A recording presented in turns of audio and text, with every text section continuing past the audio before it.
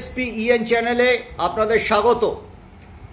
আর 48 ঘন্টার পর আরও একটি ডার্বি, মরশুমের কলকাতা লিগে ইস্ট বেঙ্গল জিতে, ডার্বিতেও ইস্ট বেঙ্গল জিতেছিল, কিন্তু শিল্ডে টাই ব্রেকারে হেরে যায়, কাছে জয়ের হ্যাট্রিক তারা করতে পারেনি।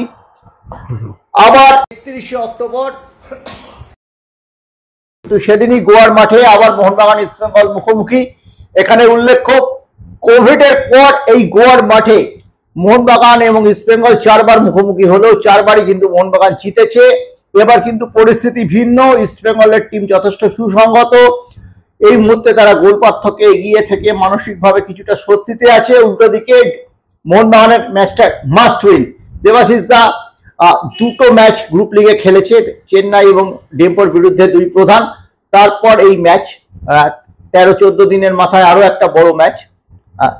এই ম্যাচে ঠিক কি এগিয়ে আছে বা কি পরিস্থিতিতে দুই দল? দেখো, যদি আগের ম্যাচ বলি, বড় ম্যাচের আগের ম্যাচ যদি বলি, তাহলে ইস্ট বেঙ্গল বেটার জায়গা, 4 গোলে জিতেছে। মোহনবাগান ব্যাকফুটে 0-0, সেম পয়েন্ট, গোল অ্যাভারেজ ইস্ট বেঙ্গল এগিয়ে। মোহনবাগানকে মাস্ট উইন ম্যাচ, জিততেই হবে, ইস্ট বেঙ্গল ড্র করলে চলে যাবে। তাহলে এখানে মোহনবাগান চাপে পড়ে গেছে। কিন্তু আবার অন্য দিক দিয়ে দেখতে গেলে ইস্ট বেঙ্গল আমার ফার্স্ট ম্যাচটা যখন ডেম্পোর সঙ্গে 2-2 করেছিল, সেদিন কিন্তু খুব বাজে ফুটবল খেলেছিল একদম। মানে ডেম্পোর ফার্স্ট ম্যাচ ছিল, আমার ঠিক পছন্দ হয়নি। সেখানে আমার মোহনবাগান একটু বেটার ফুটবল খেলেছিল, 2 গোলে চেন্নাইকে হারিয়েছিল। এইসব মেলানো গুলো হবে না, এই মেলানো গুলো দিয়ে আমরা বড় ম্যাচকে বিশ্লেষণ করতে পারবো। বলছো প্রথম দুটো ম্যাচের পারফরম্যান্স বা কিংবা তার অঙ্ক এই ম্যাচে মিলবে না, নাও মিলতে পারে না, একদমই মিলবে না।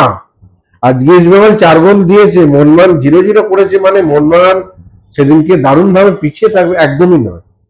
কেন, মোহনবাগান টিমের ওয়েট ইস্ট বেঙ্গলের চেয়ে বেটার। আমি এখনো বলছি, মোহনবাগান আজকে তো মলিনা এক্সপেরিমেন্ট করতে গিয়ে টিমটা গোল পেল না, বা টিমটা ঠিক মতো ছন্দে ফিরল না। কিন্তু মোহনবাগানের ফুল টিম যেদিন থাকবে, সেদিন কিন্তু অপোনেন্ট টিমের প্রবলেম হবে। তবে এটাও ঠিক, ইস্ট বেঙ্গল এই মুহূর্তে আজকের ম্যাচ দেখার পর আমার মনে হচ্ছে যে ইস্ট বেঙ্গল একটু বেটার, মানে আইএফএ শিল্ডের চেয়ে বেটার ফুটবলটা আজকে খেলেছে।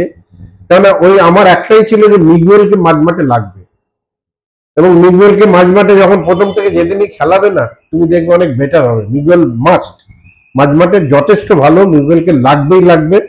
কিন্তু ইস্ট বেঙ্গলের যে প্রবলেম, গোলের প্রবলেম, আজকে বিপিন সিং 2টো গোল করেছে, আর একটা গোল করেছে তোমার ওই কেবিন, তোমার স্টপারটা কেভিন সিবলে, ডিফেন্ডারটা। এবং লাগার কই ইস্ট বেঙ্গলের স্কোরার নেই। তুমি যত গোল দাও করেছে তার চেয়ে মিস করেছে বেশি। সেই ডায়মন্ড হারবার ম্যাচই বলো আর শিল্ড ফাইনালের কথাই বলো, করেছে। তুমি জাপানি ছেলেটাকে তো তুমি এই মুহূর্তে, সে এখনো একেবারে ম্যাচ মে মাসের পরে সে প্রতিদ্বন্দ্বিতামূলক ফুটবলেই নেই, তাকে একটু সময় দিতে হবে। এবং সে আজকে দেখলাম পেনাল্টি পাওয়ার পর যেভাবে সাউল কেশপ থেকে জোর করে বলটা কেড়ে নিল, পেনাল্টি মারার মানে সে চাইছিল গোলটা অন্তত করি, কনফিডেন্সটা আসুক, একটুখানি মানে জোরটা আসুক মনে। তো দেখলাম সাউল কেশপ অ্যাকসেপ্ট করে নিল, গোলটা করেছে, ঠিক আছে, কিন্তু ওর ফার্স্ট টিমে আসবে না। আর যদি তোমার ওই হামিদ থাকে, Hamid not a good striker, এই মুহূর্তে মনে হচ্ছে না গুড স্ট্রাইকার। মরক্কো টিমে খেলেছে বলছে, কিন্তু হামিদকে সেখানে ম্যাকলারেন অনেক বেটার। ম্যাকলারেন যদি প্রথম থেকে খেলে, ম্যাকলারেন এই মুহূর্তে আমি গতবারের চেয়ে ম্যাকলারেনকে এবছর অনেক বেটার দেখছি মোহনবাগান টিমে। ওর মধ্যে থার্সটা দেখা যাচ্ছে, ডিস্টার্ব করছে, গোল করছে, ম্যাকলারেন বেটার। এবং দুটো সাইড থেকে মানবিয়া কোলাতো খেললে, মধ্যখানে আপুইয়া, আর যদি তোমার সাহাল খেলে, টিম অনেক বেটার। মোহনবাগানের টিম অনেক বেটার। বাঁদিকে সুভাশিস খেলবে, মধ্যখানে 2টো ফরেনার, ডান দিকে আশিস রায়, নালে মেয়ে অপশন রয়েছে। কাকে খেলানো উচিত?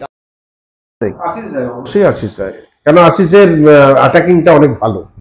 আশিস সামনের দিকে, আশিস খুব মাঝে মাঝে খুব সিলি মিস্টেক করে। আশিস এই সিলি মিস্টেকের জন্য টিমটা একটু প্রেসারে পড়ে যায়।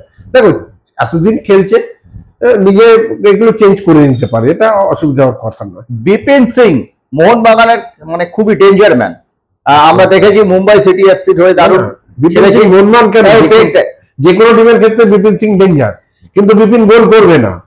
আজকে দুটো গোল করেছে, দুটোই ফাঁক তালে পেয়ে গেছে, কিন্তু বিপিন সিং বল বাড়াবে, বিপিন সিং বাঁদিক দুটো উইংকে একবারে ছত্রাকার করে দেবে। সেই বিপিন সিংকে আটকাতে গেলে আমি জানি না, মলিনা হয়তো ওদিন আশিস রায়ের জায়গায় মেহতাব সিংকে খেলালেও খেলাতে পারে, বড় চেহারা তো বডিতে আটকে দেবে, এটা হতে পারে, এটা আমার মন বলছে। কিন্তু আমি থাকলে আশিস রায়কে খেলাতাম। আর কেন আশিস রায় অ্যাটাকিংটা যে সাইড ব্যাকে থাকবে, উইং ব্যাকে থাকবে, তাকে আবার আটকানোর জন্য তার দিকের উইংটা কিন্তু অত ফ্রি যেতে পারবে না, তাকে তখন ব্যাক করে আসতে হবে, কেন তার উপর দায়িত্ব থাকে অপোনেন্টের উইং ব্যাক যেন এদিকে না চলে আসে। তো এই টাসেলটা হবে এখানে, যেটা যে জিততে পারবে, যে বেটার খেলবে সে বেটার জায়গায় যাবে।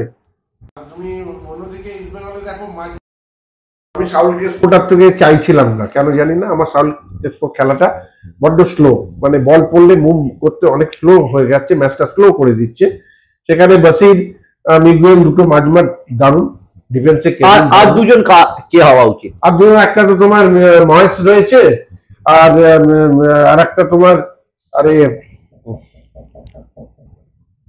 একটা ছেলে আগে খেললো, বলো না, ও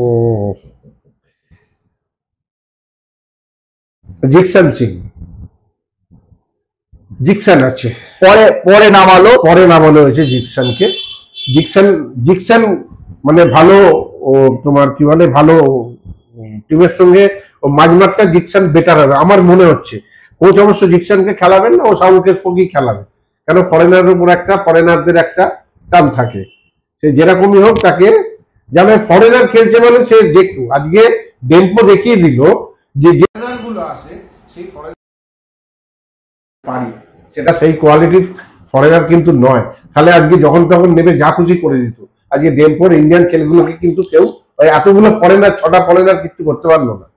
তো ন্যাচারালি ওই ফরেনার মানসিকতাটা ফরেন কোচের থাকবে, কিন্তু আমার মনে ঠিকঠাক হবে না। যাকে ডিফেন্সে আনোয়ার রয়েছে, সিবলের সঙ্গে সিবলেই খেলবে, আর্জেন্টিনা স্টপারটা, হ্যাঁ আর্জেন্টিনা স্টপারটা কেভিন স্টপ।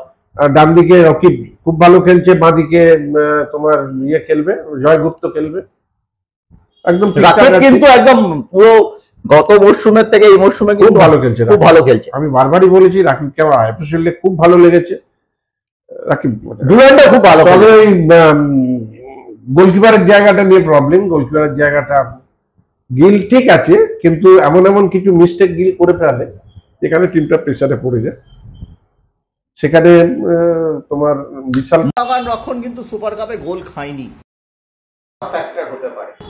দেখো এটা তো দেখো, এটা তো ওইভাবে বললে হবে না আমরা গোল খাইনি, বা আমরা 3টে ম্যাচ আনবিটেন থেকেছি, কোনো গোল কনসিড করিনি, কি 4টে ম্যাচ, এটা ঠিক আছে, এটা টিম বেটার খেলেছে, ডিফেন্স বেটার, শুধু ডিফেন্স ভালো খেললে তো গোল খাবো না, হয় না। ডিফেন্সের সঙ্গে গোলকিপার চলে আছে, ডিফেন্সের সঙ্গে মাঝমাঠ আছে, মাঝমাঠ কতটা ডিফেন্সকে হেল্প করেছে, সাপোর্ট করেছে, ফরওয়ার্ড এসে কর্নারের সময়, ফ্রি কিকের সময় ফরওয়ার্ডের প্লেয়াররা এসে হেড করে ক্লিয়ার করেছে। তো ন্যাচারালি টোটাল টিমটার বেটার ডিফেন্স করেছে বলে গোলটা হয়নি, শুধু ডিফেন্ডার বলে না, টোটাল টিমটা। যখন বল আমাদের অপোনেন্টের ইয়েতে থাকে তখন কিন্তু ফরওয়ার্ড, আমি বাইরের দেশে এই ইপিএল এর খেলাগুলো, লাস্ট খেলাগুলো দেখলাম, সব পুরো 11 জনই চলে আসছে বক্সের এখানে আসছে, আবার যখন অ্যাটাকে যাচ্ছে তখন রিঅ্যাটাকটা খুব ফাস্ট করছে। এটা এখন টোটাল ফুটবলটা এরকমই হয়ে গেছে যে কেউ আর ফরওয়ার্ড বলে আমি তোমার হাফ লাইনের ওপরে দাঁড়িয়ে থাকবো, এই ব্যাপারটা এখন নেই। সুতরাং এই ব্যাপারটা আমাদের এখানেও এখন নেই, এখন সবাই নেমে আসে, হেল্প করে, ম্যাচ দেখবো একদমই।